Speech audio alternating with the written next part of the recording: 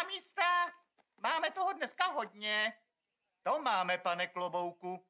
Tak, děti, a teď začneme matematickými úlohami. Kolik je 5x2? No tak, děti, nestyďte se, zkuste mi to spočítat. Ano, Clyde? 12. No dobře, mohl by mi to říct někdo, kdo není úplný dement? Nikdo?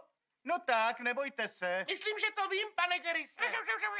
Drž hubu, mužte! Ale to neříkej, ty zasranej žide! Eriku, ty jsi řekl sprosté slovo?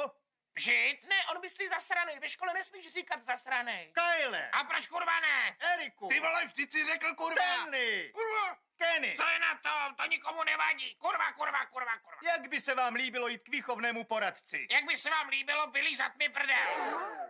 Co jsi to říkal? Promiňte, vlastně jsem jen říkal. Jak by se vám líbilo vylízat mi prdel, pane Garriste? Kurva, ty vole.